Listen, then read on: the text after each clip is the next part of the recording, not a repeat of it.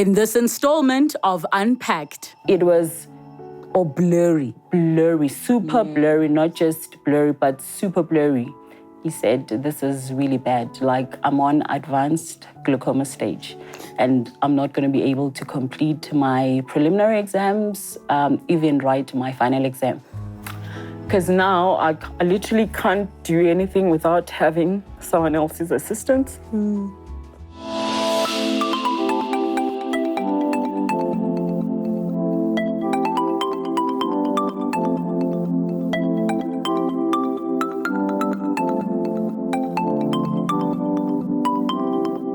Diagnosed with glaucoma and slowly losing one's eyesight, today's guest is here to share her story. Let's unpack. Ntombi Khumalo was a matriculant when she became totally blind for a day. She was then taken to hospital and diagnosed with glaucoma, an eye condition that deteriorates the vision and leads to blindness. This has changed every aspect of her life as she has to adapt and navigate through a new normal. This is Ntombi's story. Let's unpack. Ntombi, welcome to the show. Thank you so much for joining us. Thank you very much, Relebogile, for having me. So take me back to what your childhood was like. Did you ever have any eye issues, eyesight problems? No, I've never had any eyesight issues growing up, because I remember even in primary school, they used to test us normally like after 6 months or so, they would actually do an eye test. I've never had, like, I could see far, could see closer on my left, right. I've never had any problems until 2007. So what happened in 2007? Okay, 2007, I was doing my matric, 17. I couldn't see when I was writing my maths preliminary exam, and that I was supposed to actually sign on a document where the register actually, the invigilator came to me to actually sign that register, and I couldn't see, like, from the start of the day, but I was able to go to school on the day. But when I got to school, I couldn't see. It was blank, like blurry. And when the invigilator got to me to actually, that I had to sign the register, I couldn't, and I just cried. I couldn't, hold back the tears. So in the morning, what were you experiencing? It was okay. Like, honestly, when I try to think back, it was okay. I've never, like, felt or seen any changes in my eyes. Maybe perhaps if I would see blurriness, never. Like, it only happened when I was at school, when, like, I was supposed to start writing my exam, and it just happened in an instant. It just happened in an instant. I couldn't see at all. Like, so was it just black? It was blurry. Super blurry, not just blurry, but super blurry. Like, I couldn't see anything. Like, the pen, the paper, or the person who was standing in front of me, I could only recognize people by their voices. So obviously you got a fright, and you, like you say, you started crying because you were freaking out about what's going on. So what did they do next, or what did you do next? My teacher, my invigilator, who was my geography teacher, took me to the office, and they kept me there for like a couple of hours until my parents came to fetch me. I went home, and when I went home, I had to wait for my dad to come back from work. Then that's when my parents decided that the following day I had to go and see an eye specialist. So they didn't go GP first, they went straight for an eye specialist? GP, oh no, we went to an optometrist first. Yes. Because my eyes had like so much fluid. Like, yes. So we went to an optometrist first, which Dr. Matabata, she said, no, she can't do anything to me, because Dr. Matabata was like our family optometrist, suggested by the medical aid. She said, no, she can't do anything because this is just an extreme case. I have to go and see an eye specialist. And I had to go see a GP at that time first because he had to write a letter going to the hospital. I went to a private hospital, Casting Hospital, and I was diagnosed immediately by Dr. Pillay. he said, this is really bad. Like, I'm on advanced glaucoma stage. So was he looking in your eyes with something that he was able to diagnose? Yes. You actually go through scanners with your eyes. Like, you go through the scanner with your eyes, and then the doctor can be able to see, like, right through your eyes what's going on. So he said that my eyes are extremely bad, and I'm not going to be able to complete my preliminary exams, even write my final exam. So at that time... Just so I get an understanding, he said to you at the time, this is advanced glaucoma. Yes. What did he explain glaucoma is? He said glaucoma is an eye condition that actually causes blindness. The optic nerve, it gets damaged. It cannot take in any information from the eye to the brain. So your eyes can look like they can see, but they cannot, the nerve cannot process anything to the brain. So my eyes, he said, I'm over 40, the pressure of the eyes. So it was like 48, 49, which is extremely bad. So and how come in your case it came suddenly? How come it wasn't this gradual thing? I don't know. That's why, because other specialists say glaucoma is a silent stealer. It steals your vision, like, slowly. You're not even aware until one time where you can't see properly. So that time, Dr. Pillay said, I won't be able to write any exams. I have to go through an operation immediately. And I'm 17 at that time, like, operation eyes. Eyes are irreplaceable. So I was like, nah, I don't think I'm ready for that. You know, if anything could go wrong with the eyes, we cannot get them back. So can I just wait and see? And my parents were also supporting that decision that I cannot just jump into an operation before we actually process what's going on. And what did he say the operation does for your eyes? The operation was only gonna, manage the glaucoma and try to reduce because glaucoma is also the pressure in the eyes. So the aqueous humor that gives shape to the eyes, it was too much. It makes the blind spot more active than the yellow spot. So they wanted to what does that mean for a person that can see? Blind spot and yellow spot, what does that mean? A yellow spot is, because I've also learned this when I was studying biology, yellow spot, it's like your sighted spot, which should be more active than the blind spot. So in my case, the pressure was making the blind spot to be more active than the yellow spot. Blind spot being your periphery? Yes, like I was not going to be able to see if he said if they cannot try to reduce or maintain the pressure, then in the next couple of months, I would lose my sight completely. So you opted then to wait a little bit? I waited a little bit, but he prescribed eye drops, which I had to take, like, daily eye drops and daily antibiotics. It was 2 eye drops and antibiotics, which were, like, crazy.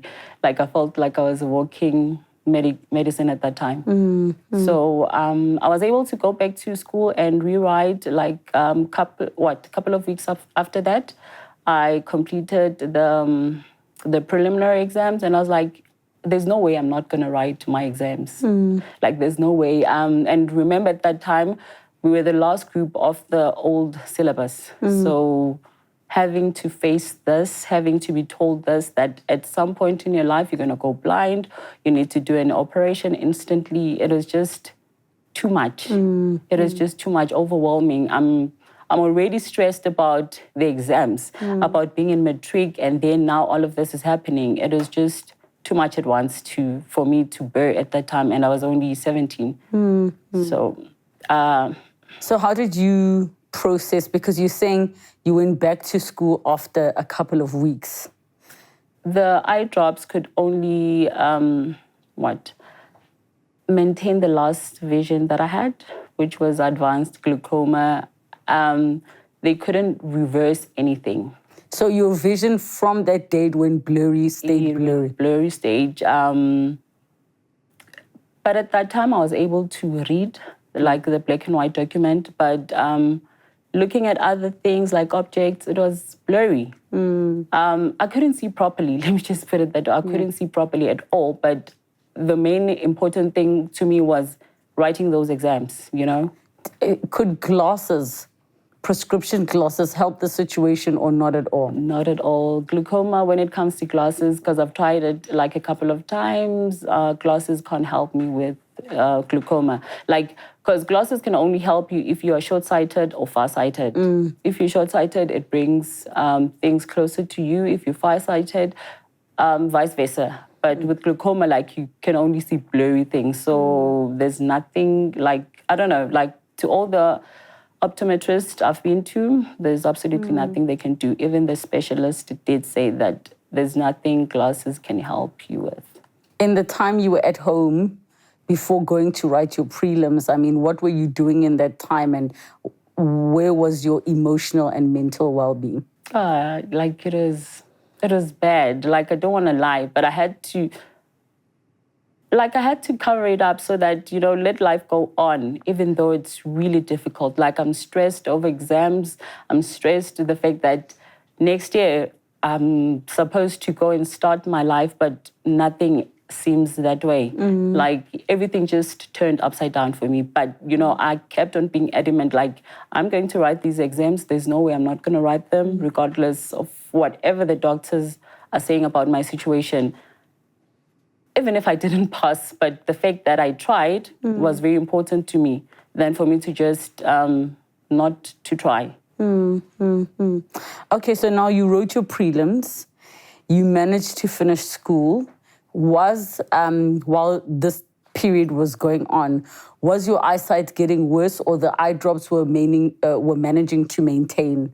Just managing to maintain the last vision, because already at that time I was on advanced stage. Yes. So there was no way it could go back to like the second or the third stage. It was just on the last stage at that time. And the eye drops were just to manage. Like, there was nothing they could do, those eye drops. Then the following year, which I did pass my matric very well with an exemption, I don't know how that happened, but, you know, through the grace of God, it happened.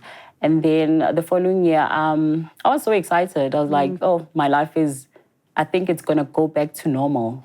But I had something big in front of me, which is eyes. Eyes are very, you know, until you have a problem with eyes, that's when you realize that eyes are very important. Yes. Eyes are very important because you literally can't do anything without them. And if you go blind any day, that means you're going to need assistant every day. Going to do little things like shopping, ATM, you need somebody to help you with. But 2008, I was so excited. I was like, oh, my life at least, I think I'm going to manage to go back to school and you know, do my BA in psychology degree. But I had to undergo through multiple operations that year because the second eye specialist said, there's no way you're going to last. If you don't do this operation now, you might go blind sooner than anticipated. So you then decided to do the operation. Was this after your matric, getting your After my matric, 2008. Yes. So what was that process of the operation like for you? Okay, the first I went around February 2008, and it was intense. Because apparently they had to open something like a tunnel where it drains this liquid aqueous humor into like the drainage. Yes, they had to open a drainage somewhere here. I don't know where, but it was intense. It took over 4 hours, if I'm not mistaken. And I was 18 at that time. So they asked, if you're under 18, you get to be, aesthetic, if I'm correct? Under general anesthetic, like foster sleep. Yes. So I went through that. And when I woke up, it was painful. Like I could feel they've done something and I couldn't speak. Apparently, they opened a drainage, so the throat was sore, one eye is closed because they can't do both eyes at the same time. So you're supposed to do one eye first, and then the second eye, you're going to decide, how quick do you recover from it? It was like intensely painful emotionally, physically. I was like, nah, I don't think I'm going to go back anytime soon. For the second eye? For the second eye. That's why it took me over a year again to actually do another eye, because the doctors would tell you that, you know what, if you don't do this now, then you might lose your vision. So if you are pressured like that, you have to make a decision as quickly as possible, because you're only now thinking for your eyes. You're not going to think of what if. You just, let's do it. Let's do it now, and we'll see after what happens. Was the doctor concerned that you waited a year? Were they pushing you to try and come back to do it sooner? Yeah, but I told him that I'm not ready.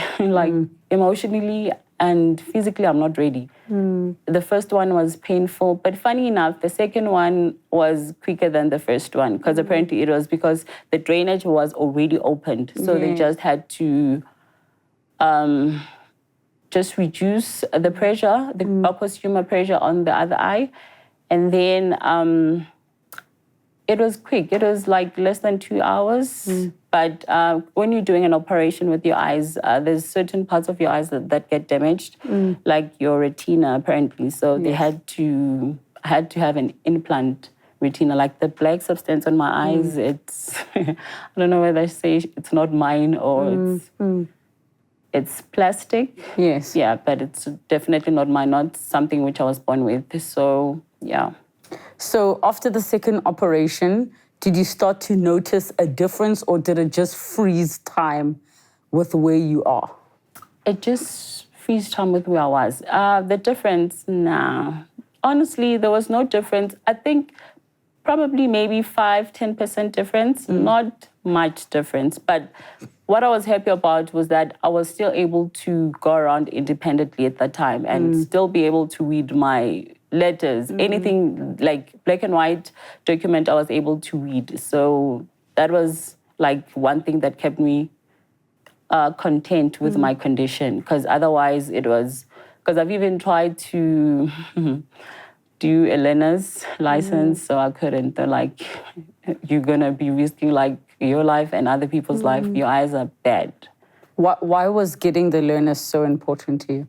You know, you're young. You just want to do things other young people are doing, getting your learners, completing your degree, but your eyes are like the stumbling block in your life. Like everywhere you go, your eyes. Because I remember even, I think it was 2011, I went for an interview to be cabin crew for one of the airlines, and I managed to pass all the other interviews, but the medical test, they were like your eyes. That's okay. Would you like a tissue?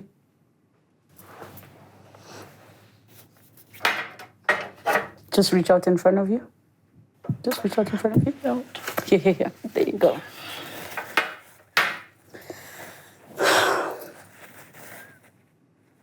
It's okay. Does it still feel emotionally heavy that it came so suddenly without warning in your life? Yeah.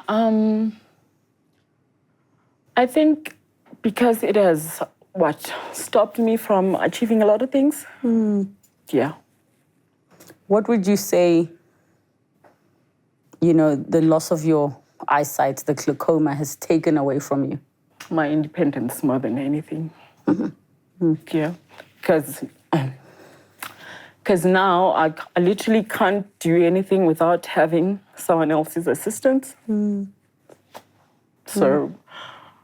So it just, let me gather myself first, please. That's okay. Take your time. So it took my independence more than anything. You try to be strong, but it always takes you back. Don't forget you have this. You want to apply for a job? Don't forget you have this. So it's a constant reminder. And I always say, I think it was going to be easier if I was born like this. Yes. But now, if it's something that changed over the years, it's just, it's something else. And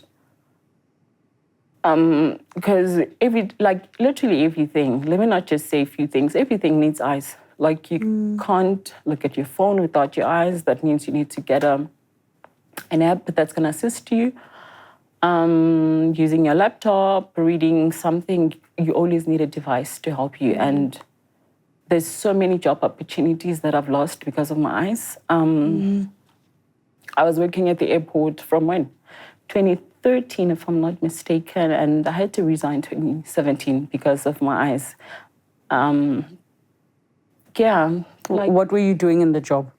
I was a document specialist for passengers traveling out of South Africa. And at that time, your eyesight didn't affect you doing your job?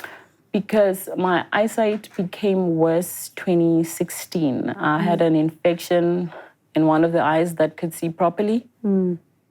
Yeah, because both, like my right eye couldn't see like properly from like 2007. Like after the operation, it just couldn't see better than my left eye. So I had an infection to 2016, and it just made things worse. Because it was on a Saturday when that happened, and the doctors are closed. You've got nowhere to go to until you have to wait.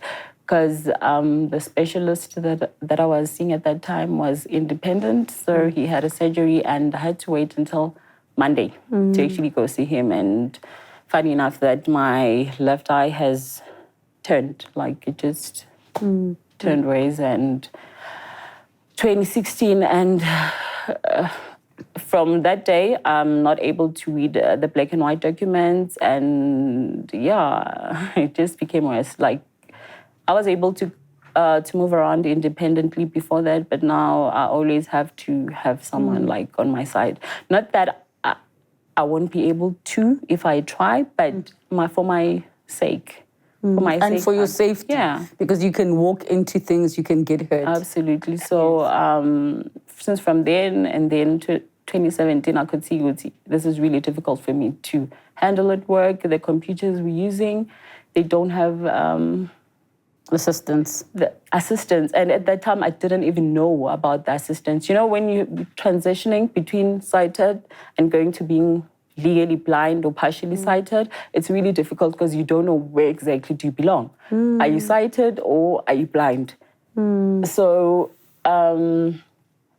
it was really difficult to transition because I didn't know whether I should tell people that I'm partially sighted, I'm blind, or I'm sighted. Because there's things, some people would be like, but your eyes look fine. You look like you can see. No, I can't see clearly. Yes, I can see, but I can't see properly. It doesn't mean that I'm completely blind, but it doesn't mean that I can still see. So, and having to explain to each and every person you meet, going shopping by the counters, you need to sign, you need to explain to that person, I'm partially sighted, I cannot sign this. Or, because I remember last year I got this assistance device from the Low Vision Center, which it's a signature card.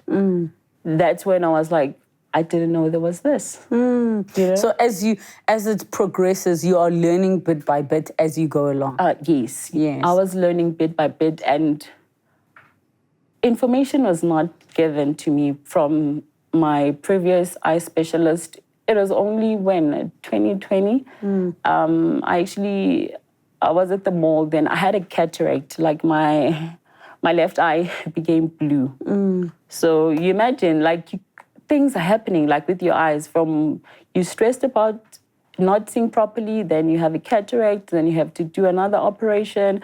So I was like, I changed my previous eye specialist, and this guy actually suggested for me to see another eye specialist because he was like, this doctor in Randfontein who helped my younger brother, so I think he can also help you. She can also help you, Dr. Raman. So I called her, and then they made an appointment for me to come and see her last year, Jan, which I did, and she scanned my eyes, checked and everything, and then she was like, I have a cataract and it has to be removed immediately, another operation.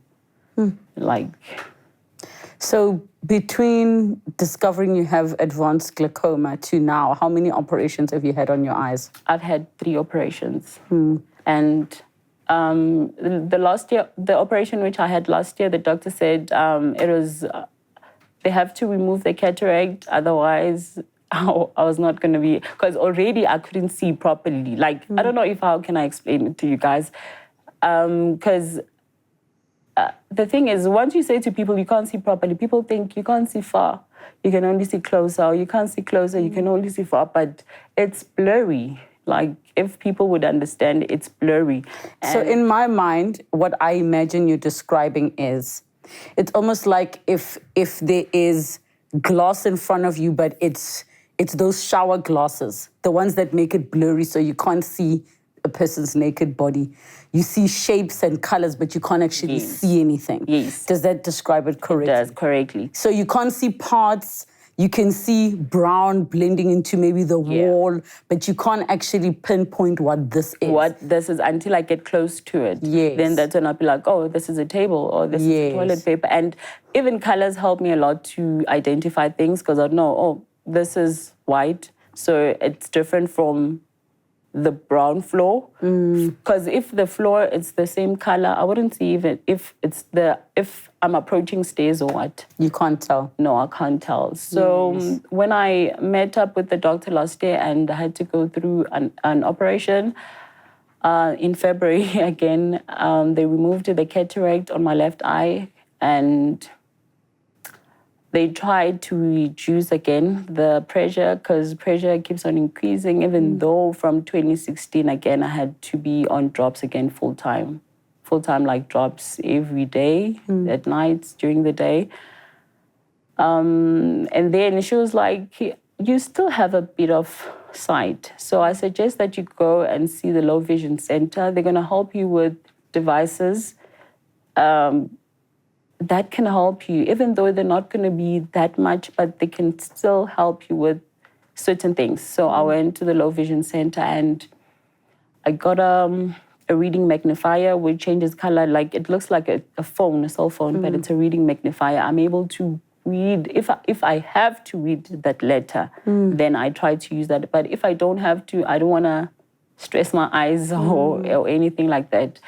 And then the doctors were like, can you go around independently? I was like, nah, it's difficult. So they said I needed to go for mobility orientation at the South African Guide Dogs Association, which they came to my home and they assisted me, because when it comes to color blending for somebody who's partially sighted, it's very important, and how the house is built, it's also important. Because if my home was like plain colors, it was going to be difficult for me to identify, to move around. And also, they spoke to the people I stayed with. They need to help me when it comes to not keep things lying around. Not keep things lying around at all times, because I might trip and fall into those things, and I can only, because the doctor said I have a narrow vision, like I can only focus on you, not on the side things. So if I'm walking and there's things on the side or whatsoever, I'm not going to be able to pay attention to those things. And yeah, it helped, the mobility orientation, even though I was introduced to something I was really scared of, like the past years. At some point, I would have to go through this, which is the blind cane, the white cane, actually. White cane, it's like, I'm blind then now. If I have that. Then I was given it, and they told me, Guti, this is how I'm going to use it. And yeah, I have it. Like, I carry it everywhere I go, even though sometimes I don't use it because I'm full-time with someone. Like, if it's not my younger sister, it's some of my family members, my mom, my older sister, or my boyfriend. Yeah.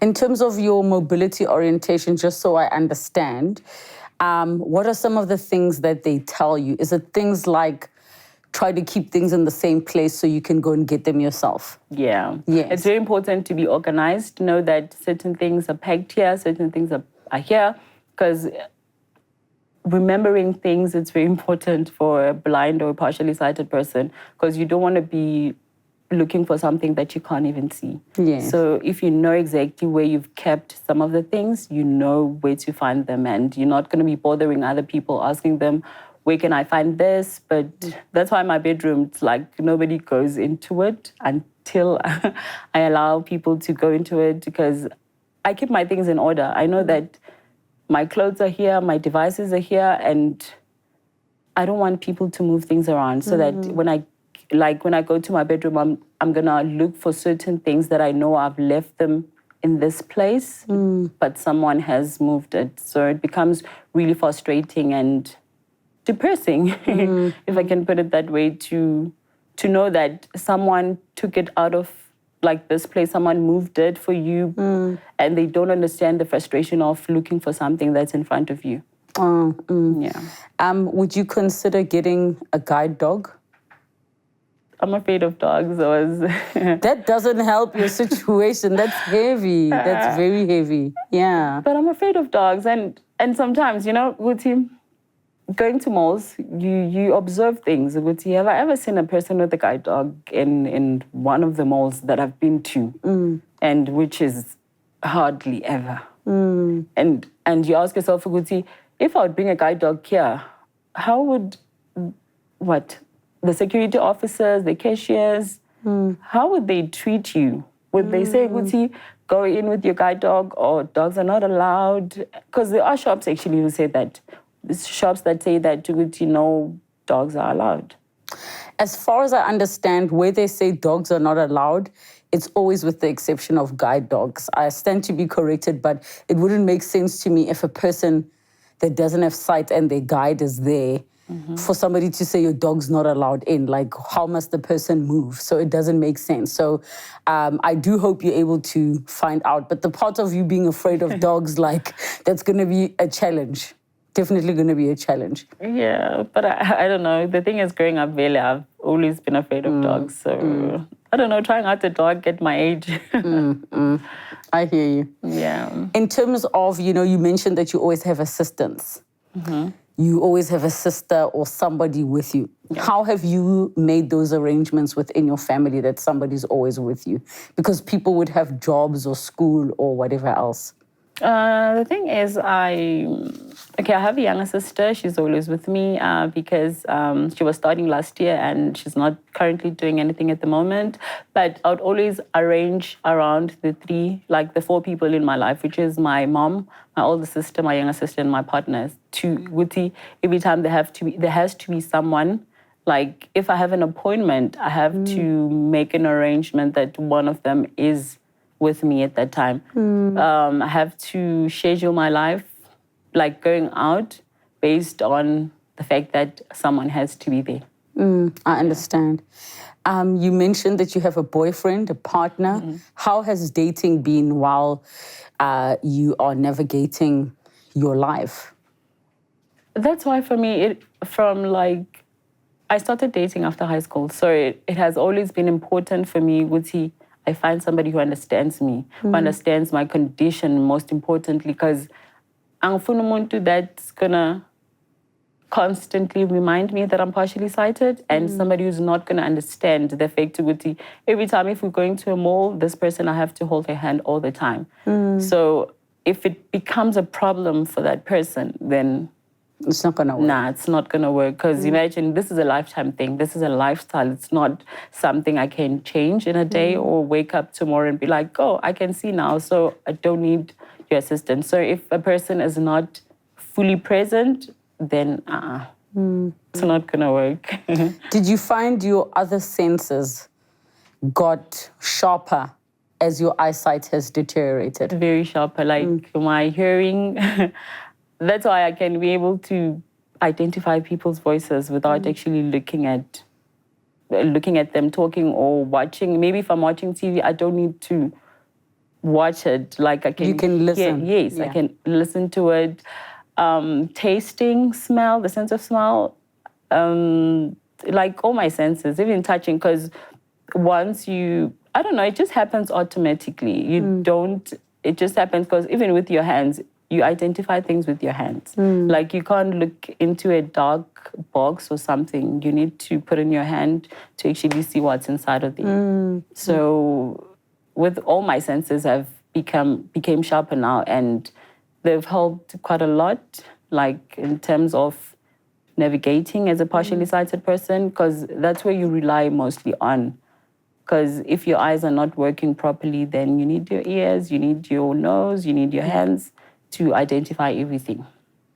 Your eyesight, you were diagnosed in 2007, and your eyesight has slowly but gradually deteriorated. Yeah. Did the doctors predict that you were going to go blind further back in time, but you actually exceeded their expectations? I've exceeded the expectation, and also they told me like from day one that I will be blind one day, but they did not actually give me a time frame, whether it be 5 years, 10 years, but they're like, you're gonna go blind at some point in your life.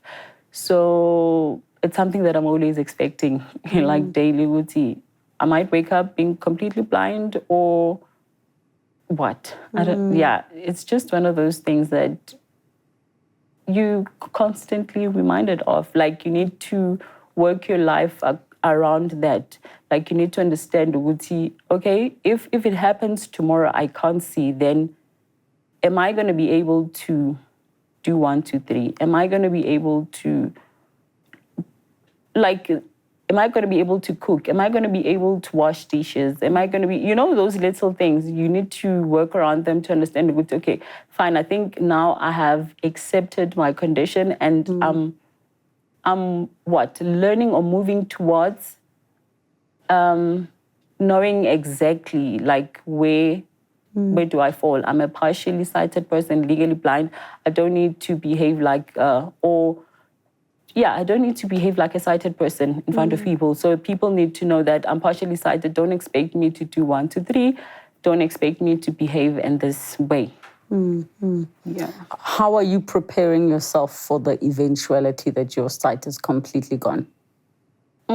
I think learning more about being blind and associating myself with completely blind people, because I've only met blind people last year. I've never had any friends. I think I was afraid more than anything, to open up that chapter of my life. And I hadn't accepted at that time, this is my condition. When I was in denial, and I kept on pretending like I'm sighted, and which I wasn't. And that's why I've lost a lot of time in actually accepting my condition and moving forward and doing things like a blind person. Because I kept on being denied, probably one day, grace or mercy is going to happen in my life. God will change my condition. But what I've learned was that, God is not going to change my eyes.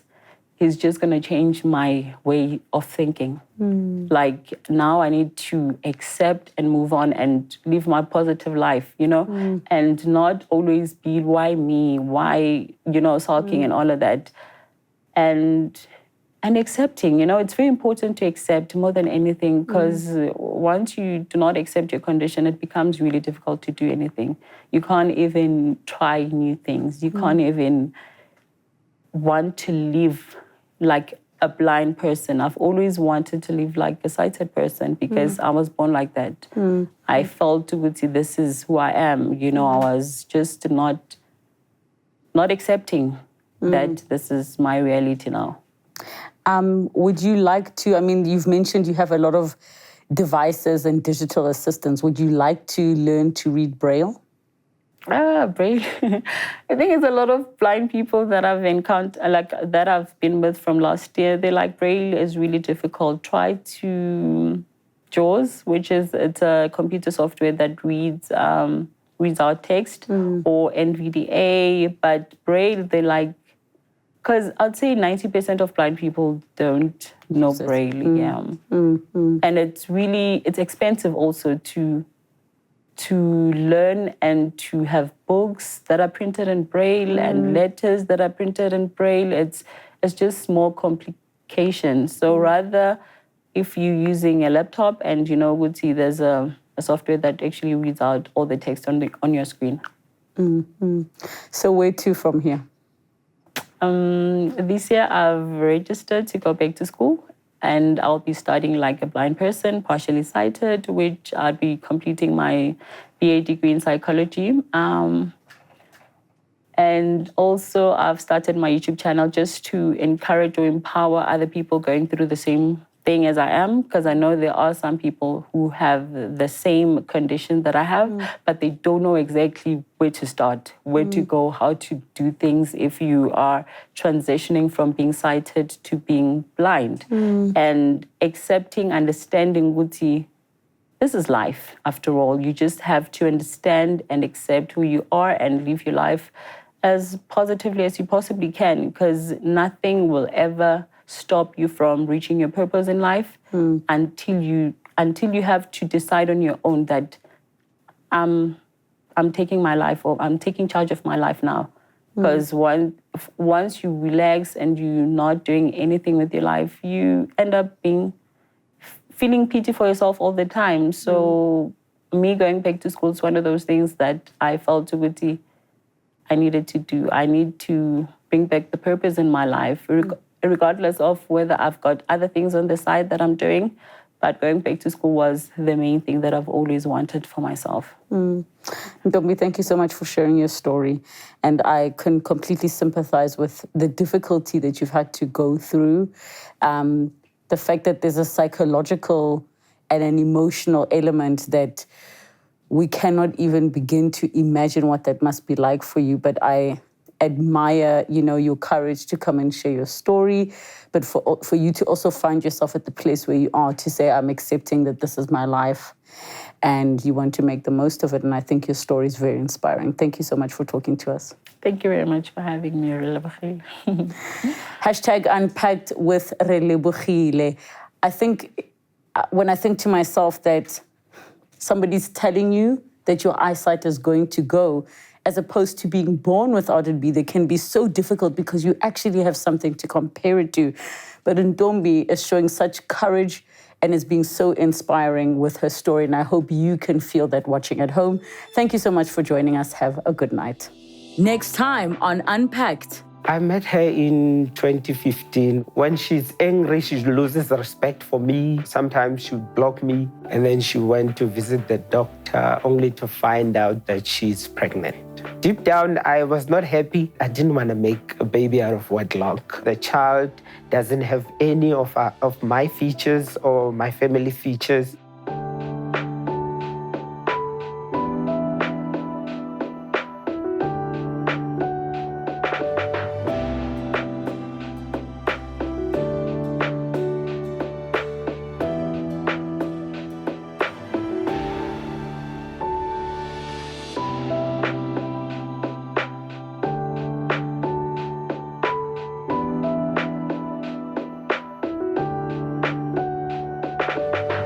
Thank you so much for watching Unpacked with Relebogile Mabotja. Make sure you subscribe to my channel where you can get to watch more episodes. But more importantly, you can be part of our online community. Comment down below, share with us who you'd like to see on the show, what story you'd like us to discuss. We love engaging with you. Keep it coming and don't forget to subscribe.